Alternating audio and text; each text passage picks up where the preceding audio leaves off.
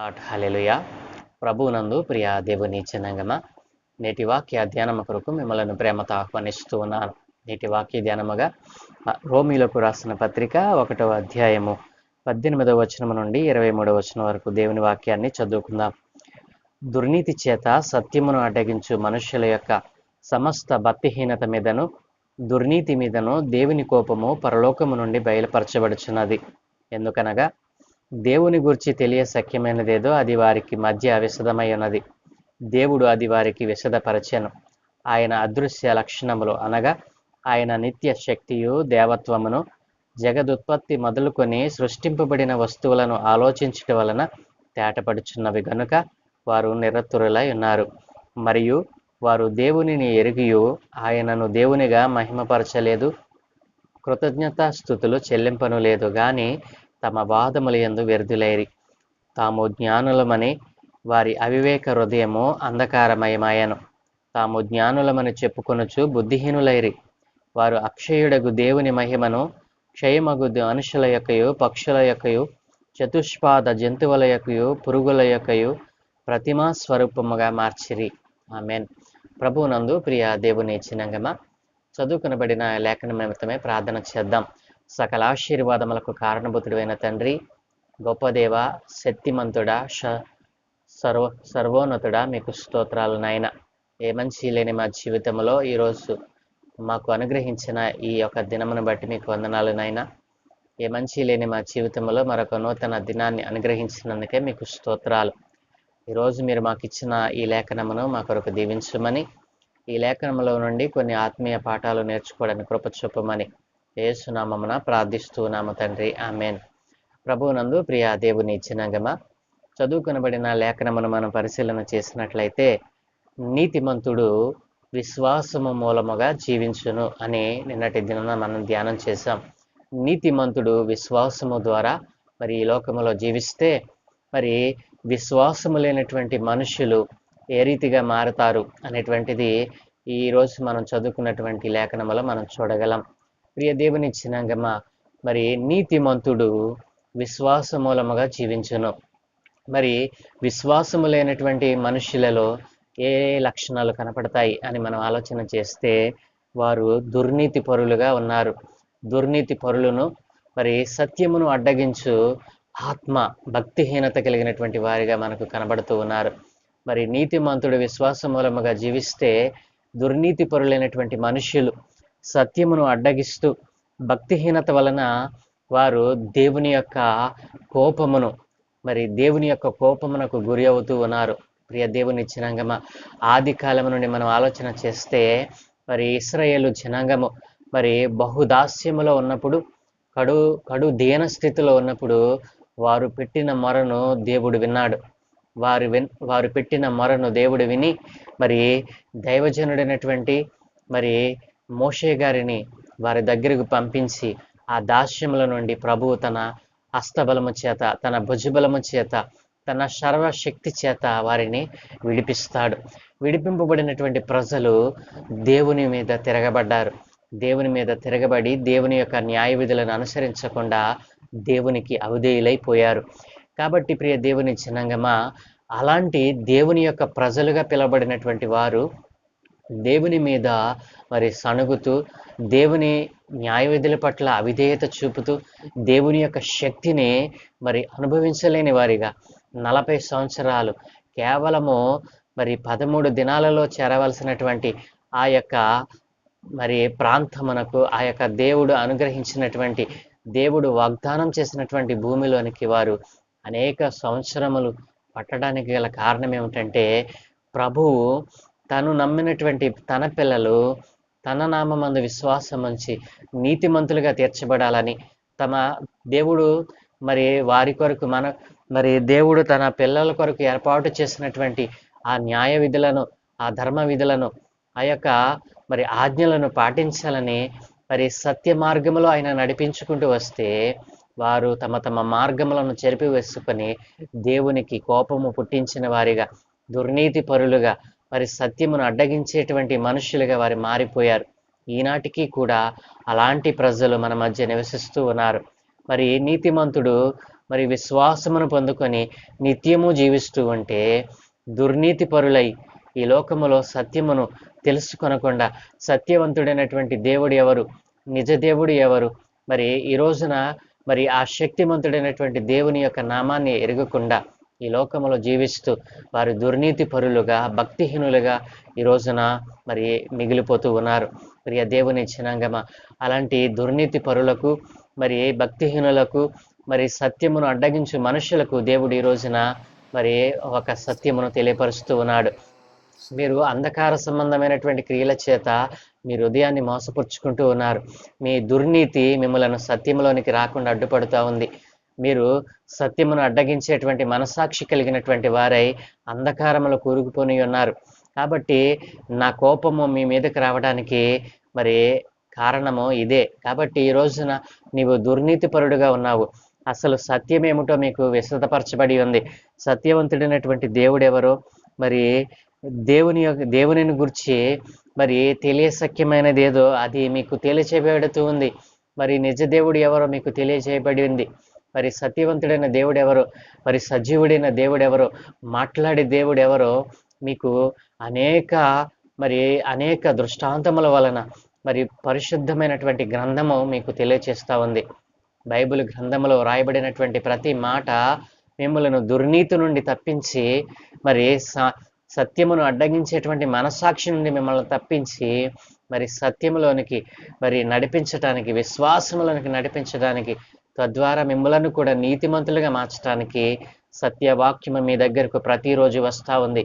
ప్రియ దేవుని జనాంగమా, ఈ రోజున యేసు నామమును ఎరిగినటువంటి నీవు ఈ రోజున దుర్నీతిపరుడుగా మరి అనీతిమంతుడుగా మరి విశ్వాసము లేనివాడిగా ఈ రోజున ఈ భూమి మీద మిగిలిపోతావా? ఈ దుర్నీతిని సత్యమును అడ్డగించేటువంటి మనస్సాక్షిని విడిచిపెట్టి నీతిమంతునిగా తీర్చబడతావా? విశ్వాసమును పొందుకొని నిత్య జీవమునకు వారసుడు అవుతావా? ఈ రోజున ప్రభువు నిన్ను అడుగుతా ఉన్నాడు. ఈ రోజున ఈ దుర్నీతి చేతను, సత్యమును అడ్డగించేటువంటి మనస్సాక్షి చేతను, సమస్త భక్తిహీనత చేతను దేవుని యొక్క కోపానికి నీవు గురి అవుతున్నావు. ఏ పని చేసినా దానిలో నీకు మరి విజయము రాకపోవడానికి గల కారణము ఇదే. నీవు ఏ పనిని తలపెట్టినా మరి ఏ పనిలో నీవు మరి నిమగ్నమైన అది ముందుకు కొనసాగకపోవడానికి గల కారణము నీ ఇంటిలో ఒకదాని వెనకట ఒకటి మరి అనేక శోధనలు, వేదనలు నిన్ను పట్టి పీడించడానికి గల కారణం ఆర్థిక ఇబ్బందుల చేత, సమస్తమైనటువంటి మరి శోధనల చేత నీవు శోధింపబడడానికి గల కారణము నీలో ఉన్న దుర్నీతి.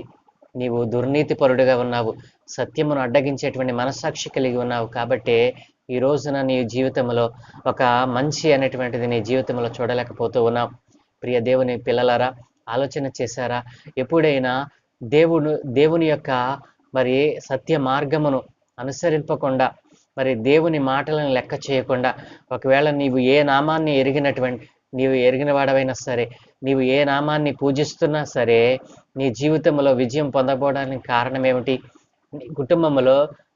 నీ కుటుంబంలో మరి నీవు అనుకున్నటువంటి కార్యములు జరగకపోవడానికి గల కారణం ఏమిటి? నీ కుమారులు, కుమార్తెలు ప్రయోజకులు కాకపోవడానికి గల కారణం ఏమిటి? నీ యొక్క వ్యవసాయంలో, నీ యొక్క ఉద్యోగంలో మరి పరిపూర్ణమైనటువంటి అభివృద్ధిని పొందలేకపోవడానికి కారణం ఏమిటి? ఎప్పుడైనా నీవు ఆలోచన చేసావా? దేవుడు అంటూ ఉన్నాడు, మరి ఈ లోకంలో ఉన్నటువంటి మనుష్యులు దుర్నీతి చేత సత్యమును అడ్డగించి తమ జీవితాలను వ్యర్థపరుచుకుంటూ ఉన్నారు. దేవుని యొక్క అదృశ్య లక్షణాలు వారు తెలుసుకొనలేకపోతూ ఉన్నారు. మరి దేవుని యొక్క మరి శక్తిని వారు పొందుకోలేకపోతున్నారని దేవుడు ఎంతగానో మరి వేదన చెందుతూ ఉన్నాడు, కోపపడుతూ ఉన్నాడు. ఈ మనుషులకు సత్యమును ప్రకటిస్తే దానిని అంగీకరించకుండా తమ హృదయాలను వ్యర్థపరుచుకుంటూ ఉన్నారు. మరి సత్యవాక్కును వారికి వినిపింపచేస్తూ ఉంటే సత్యవాక్కును వినకుండా వారి చెవులు మూసివేసుకుంటూ ఉన్నారు. వారు ఎంతగా మరి చెడిపోయారంటే, వ్యర్థులైపోయారంటే దేవుడు చెప్తా ఉన్నాడు, వారు దేవుని ఎరిగియు ఆయనను దేవునిగా మహింపరచలేదు. ఎప్పుడు కూడా దేవునికి కృతజ్ఞత స్తుతులు చెల్లించిన వారిగా వారు లేకుండా వారు సమస్త కార్యములందు వ్యర్థులైపోతూ ఉన్నారు. మరి వారు చేసేటువంటి ప్రతి పని కూడా వ్యర్థమైపోతా ఉంది. వారు ఏ పని చేసినా అది ముందుకు కొనసాగడం లేదు. ప్రియ దేవుని జనాంగం, ఎందుకో తెలుసా? నీలో ఉన్న దుర్నీతి, నీలో ఉన్నటువంటి పాపము, నీలో ఉన్నటువంటి సత్యమును అడ్డగించేటువంటి మనస్సాక్షి, ఇవన్నీ కూడా భక్తిహీనత, ఇవన్నీ కూడా నిన్ను మరి సకలమైనటువంటి మరి పాపములలోనికి, మరి అంధకార సంబంధమైనటువంటి బిలములలోనికి నేను తోసివేస్తూ ఉన్నాయి. ప్రియ దేవుని జనాంగమా, ఎప్పుడైనా ఆలోచన చేశారా? దేవుడు అంటున్నాడు, ఆయన అదృశ్యమైనటువంటి లక్షణాలు ఏంటో తెలుసా? దేవుని యొక్క అదృశ్యమైనటువంటి లక్షణాలు, మన కంటికి కనబడినటువంటి లక్షణాలు ఏమిటో తెలుసా? దేవుడు నిత్య శక్తి అయి ఉన్నాడు. ఆయన శక్తిమంతుడు. నిన్ను దుర్నీతి నుండి విడిపించడానికి ఆయన అధికారం కలిగినటువంటి దేవుడు. నేను ప్రకటిస్తున్నటువంటి నజరేయుడైన యేసుక్రీస్తు ప్రభుల వారు. ప్రియ దేవుని జనాంగమా, ఆయన నిత్య శక్తియు దేవత్వమును జగదుత్పత్తి మొదలుకొని ఈ సృష్టిలో సృష్టింపబడిన ప్రతి వస్తువును ఒకసారి నువ్వు ఆలోచన చేసినట్లయితే ఆయన అదృశ్య లక్షణములు ఏ రీతిగా మనలను సజీవులుగా, మనము ఆయన యొక్క నామాన్ని ఎరగకపోయినా ఈ రోజున ఆయన నిన్ను సజీవ లెక్కలో ఉంచాడు అని అంటే ఆయన ఎంత కృప కలిగిన వాడో, ఆయన ఎంత శక్తిమంతుడో. ఆయన యొక్క దైవత్వమును నీవు మరి గుర్తించకుండా నీ జీవితాన్ని వ్యర్థపరచుకుంటూ ఉన్న ప్రియ సహోదరుడా, సహోదరి, నీ జీవితంలో మరి మంచి లక్షణాలు అనేటువంటివి కనిపించకుండా నీవు ప్రతి ఒక్కరి చేత ద్వేషింపబడుతూ, ప్రతి ఒక్కరి చేత మరి తృణీకరింపబడుతూ ఉన్నావా? దానికి కారణము నీవే. ఆ దేవుని యొక్క అదృశ్య లక్షణములను నీవు గుర్తించకుండా నీ దుర్నీతి చేత, సత్యమును అప్పగించేటువంటి మనస్సాక్షి చేత నీవు దేవునికి దూరమైపోతా ఉన్నావు. కాబట్టి ప్రియ దేవుని జనాంగమా, మరి దేవుడు మరి వారిని వ్యర్థులైపోతూ ఉన్నారు, వారు నిరతురులైపోతూ ఉన్నారు. మరి దేవుని యొక్క శక్తిని మరి వారు పొందుకొనలేని వారిగా మారిపోతున్నారని ఆయన ఎంతగానో బాధపడుతూ ఉన్నారు. వారి అవివేక హృదయము అంధకారం అయిపోయిందంటండి. వారి అవివేక హృదయము, వారి హృదయము మరి తేట తెల్లగా ఉండకుండా అంధకారమైపోయిందంటండి. వెలుగు సంబంధమై ఉండకుండా వారి హృదయము మరి అవివేకము చేత తమ హృదయాలను వ్యర్థపరుచుకుంటూ ఉన్నారు. ప్రియ దేవుని జనాంగమా, మరి ఇంకొక పని ఏం చేస్తున్నారో తెలుసా? ఇది ఒక భయంకరమైనటువంటి క్రియ. మరి ఈ రోజున ప్రజల 23వ వచనములో వారు అక్షయుడగు దేవుని మహిమను క్షయమగు మనుషుల యొక్కయు, క్షయమైపోయేటువంటి మనుషుల యొక్కయు, దేవుడు అక్షయుడు. దేవుడు ఎప్పటికీ కూడా మరి క్షయమైపోయేటువంటి వాడు కాదు. ఆయన నిత్య శక్తియు మరి దైవత్వమును కలిగినటువంటి దేవుడు. నేను ప్రకటిస్తున్నటువంటి యేసుక్రీస్తు ప్రభుల వారు అట్లాంటి అక్షయుడగు దేవుని యొక్క నామాన్ని, దేవుని యొక్క మహిమను వారు ఏం చేస్తున్నారంటే, ఈ దుర్నీతి పరులైనటువంటి వారు, ఈ యొక్క సత్యమును అడ్డగించేటువంటి మనసాక్షి కలిగినటువంటి వారు, భక్తిహీనులైనటువంటి వారు ఏం చేస్తున్నారంటే, అక్షయుడగు దేవుని యొక్క మహిమను క్షయమైపోయేటువంటి మనుషుల యొక్కయు, మరి జంతువుల యొక్కయు, పక్షుల యొక్కయు, చతుష్పాద జంతువుల యొక్కయు, పురుగుల యొక్కయు ప్రతిమ స్వరూపముగా మారుస్తూ ఉన్నారు. ప్రియ దేవుని జనాంగమా, ఆలోచన చేశారా? ఈ వ్యర్థమైనటువంటి మనుషులు, ఈ దుర్నీతి పరులైనటువంటి మనుషుడు ఈ రోజున అక్షయుడగు దేవుని యొక్క మహిమను, దేవుని యొక్క శక్తిని క్షయమైపోయేటువంటి మనుషుల యొక్క స్వరూపములోను, మరి పక్షుల యొక్క రూపంలోను, మరి చతుష్పాద జంతువుల యొక్క రూపములోను, మరి పురుగుల యొక్క రూపములను మార్చి ప్రతిమా స్వరూపాలను చేసుకొని వారు తమ జీవితాలను వ్యర్థపరుచుకుంటూ ఉన్నారు. ప్రియ దేవుని జనాంగమా, దేవుని యొక్క కోపము మనుషుల మీదకు రావడానికి, దేవుని యొక్క ప్రకృతి మరి కోపము, ప్రకృతి ప్రకోపము అని అనేక మాటలు మనం వింటూ ఉన్నాం. ఈ రోజున ప్రకృతి విలయము, మరి ప్రచండ వర్షాలు కురుచుట ద్వారా ఈ రోజున అనేక ప్రాంతాలు, అనేక దేశాలు అతలాకుతలమైపోతా ఉన్నాయి. ఈ రోజున దేవుని ఉగ్రత మరి మనుషుల మీదకు రావడానికి గల కారణము ఈ యొక్క లక్షణాలు మనుషులు కలిగి ఉండటం బట్టే. మరి అక్షయుడగు దేవుని యొక్క మహిమను వారు పొందుకొనకుండా మరి క్షయమైపోయేటువంటి ఈ లోకంలో ఎందుకు పనికిరైనటువంటి వాటి యొక్క స్వరూపాలను చేర్చుకొని వాటి స్వరూపాలను మరి వేటిని చేసుకుంటున్నారంటండి. మరి మనుషుల యొక్క స్వరూపము, మరి పక్షుల యొక్క స్వరూపము, జంతువుల యొక్క చతుష్పాద జంతువుల యొక్క స్వరూపములను, పురుగుల యొక్క స్వరూపములను వారు ఏం చేశారంటండి? ప్రతిమా స్వరూపముగా మార్చి వాటికి మహిమను ఆపాదిస్తూ ఉన్నారు. వాటి మహిమ ఎలాంటిదండి? క్షయమైపోయేటువంటిది. ఇంతలో ఇంతలో కనబడి అంతలో మాయమైపోయేటువంటి క్షయమైపోయేటువంటి వాటికి మరి మహిమను ఆపాదిస్తూ, అవి మహిమ స్వరూపులుగా వాటిని ఆరాధిస్తూ, ఈ లోకంలో ఉన్నటువంటి ప్రజలు దేవుని యొక్క శక్తిని పొందుకొనకుండా దుర్నీతి పరులుగా, సత్యమును అడ్డగించేటువంటి మనుషులుగా మారిపోయి ఈ రోజున దేవుని ఉగ్రతకు గురి అవుతూ ఉన్నారు. ప్రియ దేవుని జనాంగమా, ఈ రోజున ప్రభువు మనతో మాట్లాడుతూ ఉన్నాడు.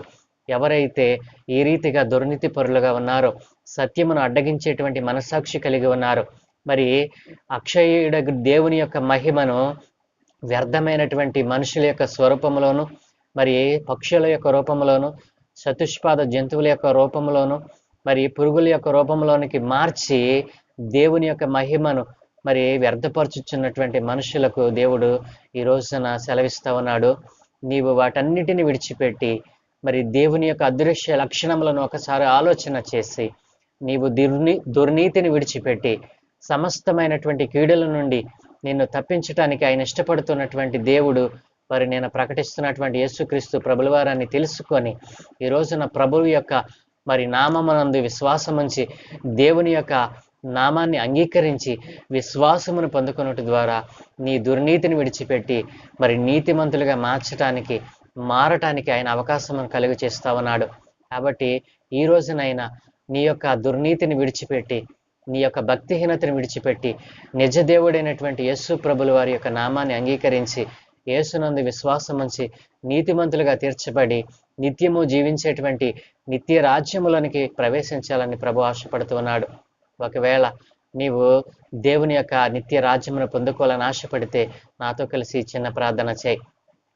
మమ్మల్ని మిక్కిలిగా ప్రేమించుచున్న ప్రియ తండ్రి, గొప్ప దేవా, నీ ఘనమైన శ్రేష్టమైన నామానికి స్తోత్రాలు నాయన.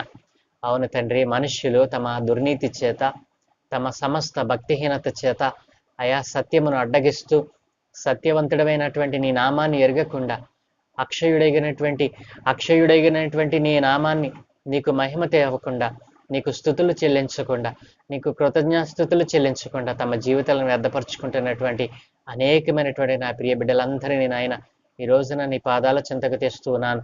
అయా వారి దుర్నీతి చేత, వారి పాపముల చేత, వారి అవిధేయత చేత తమ హృదయాలను వ్యర్థపరుచుకుంటున్నటువంటి నా ప్రియ సహోదరులను నీ పాదాల చెంతకు తెస్తూ ఉన్నారు.